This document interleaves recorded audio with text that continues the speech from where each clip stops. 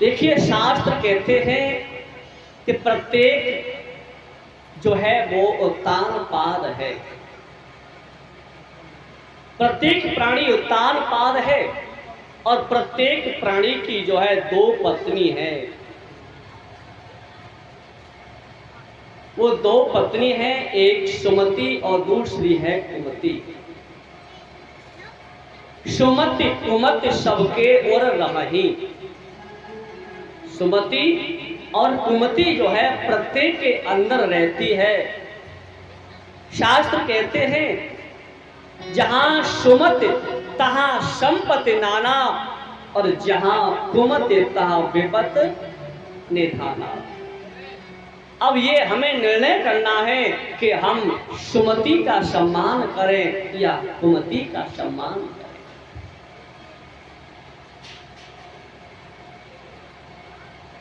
सुमति और कुमति दो पत्नी है।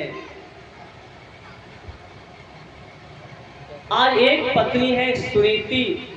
सुनीति का मतलब है जो शास्त्र की नीतियों पर चले, शास्त्र के बतलाए हुए मार्ग पर जो चलती है वो सुनीति है। और स्वस्य रीतिर्यस्य सुनीति, जो अपनी रुचि के अनुसार कार्य करे, अपनी रुचि के अनुसार कार्य करे, किसी का नियम मान न रखे, वो सुरुचि है।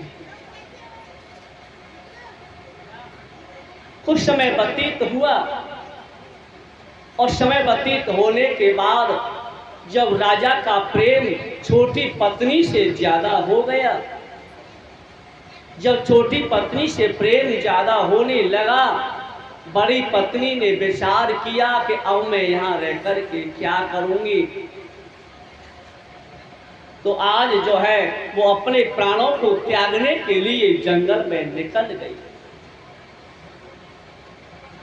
जब जंगल में जाने लगी तो मार्ग में उसे श्री नारद जी महाराज का दर्शन हो गया। श्री नारद जी महाराज ने आकर के कहा, देवी आप कौन हैं और कहाँ जा रही हो? सुनीति ने अपना पूछा, उन्हें परिचय दिया। नारद जी ने कहा, देवी तुम अपने प्राणों को त्यागने के लिए जा रही हो, लेकिन तुम्हारे गर्भ से तो एक ऐसा बालक जन्म लेगा जो परमात्मा का लाडला भक्त होगा। परमात्मा उसे, भगवान नारायण से स्वयं उसे दर्शन देने को आएंगे। बोले, नारद जी मैं क्या करूं? जब से मेरे पतिदेव का मन छोटी पत्नी में लगा है, वह मुझसे बात भी नहीं करते। आज 6 महीने हो गए मैंने अपने पतिदेव का मुख का दर्शन भी नहीं किया, तो मैं रह कर के क्या करूंगी? इसलिए अपने प्राणों को त्यागना चाहती हूँ। नारद जी के बतलाने पर उन्होंने अपना जो संकल्प था उस संकल्प को छोड़ दिया और संकल्प छोड़ करके लौट करके आ गई। भगवान के नाम का सहारा लिया और नगर से बाहर एक कुटिया में रहने लगी। बाहर कुटिया में रहती हैं, साधु संतों के आश्रम में जाती हैं, सत्संग करती हैं। अपने पास में एक मिट्टी का घड़ा, उसमें शीतल जल भर करके रख लेती हैं और जो भी व्यवस्था है उसी के अनुसार अपने खाने पीने की व्यवस्था को आगे चलाती हैं। 2-4 दिन भूखे निकल जाते हैं। जो अपनी कुटिया में सूखी रोटियां हैं उन्हीं को जल में लीला करके नमक मिर्च डाल करके खा करके ठंडा पानी पीती हैं और हरि का स्मरण करती हैं। एक दिन राजा शिकार खेलने के लिए निकल गए। शिकार खेलते खेलते दूर जंगल में पहुंच गए। उनके सैनिक जो है वह पीछे रह गए। जब सैनिक पीछे रह गए, राजा मार्ग भटक गए। जब मार्ग उन पर वह नहीं मिला जिस मार्ग से आए थे। घूमते घूमते अंधकार रात्रि छा गई। लौट करके आए नगर में, जैसे प्रवेश करते हैं उन्हें याद आ गया। बोले यहाँ कुटिया में मेरी बड़ी पत्नी रहती है। अपनी बड़ी पत्नी के पास आज वो पहुंच जाते हैं। आवाज लगाई, सुनीति निकल करके आई है। कुटिया का दरवाजा खोला, पतिदेव को देखा, चरणों में प्रणाम किया, अंदर लेकर के उन्हें अपनी टूटी सी चारपाई पर बैठा लिया और बैठा करके उनको शीतल घड़े से जल पिलाया, चरणों की सेवा करने लगी। चरण सेवा करते करते आज उनके पतिदेव को वहीं पर आलस्य आने लगा और वहीं पर सो गए। पूरी रात्रि अपनी पत्नी के पास में रहे। भगवत कृपा हुई। जब भगवत कृपा हुई तो वह सुनीति गर्भवती हुई। प्रातः काल हुआ, वहां से लौट करके अपने महल में पहुंच गए। समय आने पर छोटी पत्नी जो है वो भी गर्भवती हुई। लेकिन राजन, एक पत्नी के पास में तो सेवादारों की कोई कमी नहीं है और दूसरी के पास कोई उन्हें पूछने के लिए नहीं आता है। कोई उन्हें ये पूछने वाला नहीं है कि देवी तुम्हारे खाने पीने की क्या व्यवस्था है, कुछ पास में है या नहीं है। उस गर्भस्थ शिशु का उन्होंने पालन पोषण किया। आज सब समय आया जिस समय प्रसव पीड़ा होती है, उस समय पतिदेव पत्नी के पास होने चाहिए, लेकिन वहां राजा नहीं है। भगवान की कृपा हुई, उन्होंने एक सुंदर से पुत्र को जन्म दिया, लेकिन आज उनका शरीर जो है वो केवल हड्डियों का ढांचा ही शेष था। आज उनके स्तनों में जब दुख नहीं आया, अब माँ का पुत्र भूखा रोने लगा। जब बेटा भूखा रोने लगा, माँ क्या करे, उसको क्या पिलाए। आज माँ को वह दशा याद आने लगी। जब माँ को याद आने लगी, माँ भी रोने लगी। जब माँ की आंखों से आज आंसू टपकने लगे तो अपनी गोद में जो लाल है उस लाल के मुख में वो आंसू चले गए और वह बालक ने रोना बंद कर दिया। धीरे धीरे वही बालक जो है श्री ध्रुव जी महाराज और बड़े हो गए। मैया अपने लाला को सत्संग में ले जाती हैं, साधु संतों की सेवा में रखती हैं। आज 4 वर्ष के श्री ध्रुव जी महाराज हो गए। एक दिन अपने छोटे छोटे सखाओं के साथ में श्री ध्रुव जी महाराज जो है वो खेल रहे हैं। सखाओं ने कहा, भैया तुम्हें अपने पिताजी का नाम पता है? बोले भैया हमें तो अपने पिताजी का नाम पता नहीं है, हमने तो अभी अपने पिताजी को देखा नहीं है, लेकिन आज मैं अपनी मैया से जाकर के जरूर पूछूंगा मेरे पिताजी को मैया नाम क्या है।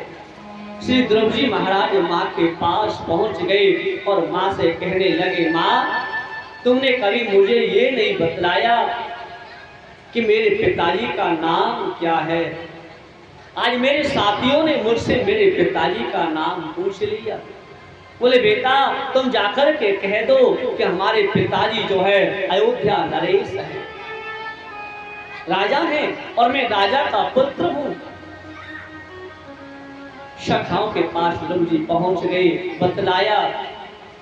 कहने लगे तुम्हारे पिता हैं राजा, तो क्या तुम्हें गोद में बैठा लेंगे, तुमसे प्रेम करेंगे? बोले क्यों नहीं। आज अपने पिताजी की गोद में बैठने के लिए श्री ध्रुव जी महाराज राजमहल में पहुंच गए। जब राजमहल में पहुंचे हैं ना सज्जनों, पिता ने अपने पुत्र को देखा, आज वात्सल्य प्रेम उन्हें उमड़ने लगा और अपनी गद्दी से खड़े हो गए और खड़े होकर के अपने बेटा ध्रुव को अपनी गोद में बिठा लिया और अपनी गोद में अपने लाल को बिठा करके अपने अंत से लगा लिया, उसको प्यार दुलार करने लगे। जब दुलार करने लगे, आज एक ध्रुव जी महाराज का शत्रु व्यर्थ में बन गया। उस सैनिक ने जाकर के कहा छोटी रानी से, बोले देखो आज बड़ी रानी है, उनके पुत्र को राजा ने गोद में ले लिया है। सोचने लगी इसी तरह से उससे यदि प्रेम बढ़ गया तो मेरे पुत्र को ये पूरा राज्य नहीं मिलेगा। दौड़ करके गई और जाकर उस ध्रुव जी महाराज के अंक को, हाथ को जो है पकड़ लिया और हाथ पकड़ करके गोद से खींच लिया, पृथ्वी पर पटक दिया और कहा बेटा इस पिता की गोद में तुम बैठना चाहते हो तो पहले जाओ उस परम पिता से प्रार्थना करो और उनसे वरदान मांगो कि दोबारा से जन्म हो तुम मेरी कोख से हो। तुमने उस दुर्भाग्नि की कोख से जन्म लिया है, तुम इस पिता की गोद में बैठने के अधिकारी नहीं हो। ध्रुव जी महाराज ने कुछ नहीं कहा और वहां से अश्रुधारा प्रवाहित करते हुए रोते हुए श्री ध्रुव जी महाराज चले जाते हैं। मैया की ओर पहुंच गए। जैसे मैया ने देखा मेरा बेटा आज रोता हुआ आ रहा है,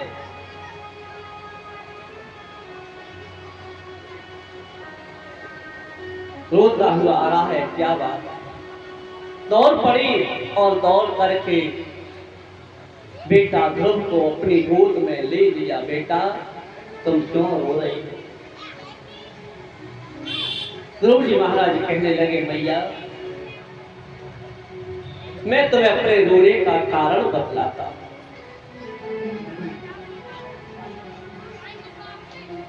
रोए रोए कहे ध्रुव महाराज, और रोए रोए कहे ध्रुव महाराज मैया रोए रोए कहे ध्रुव महाराज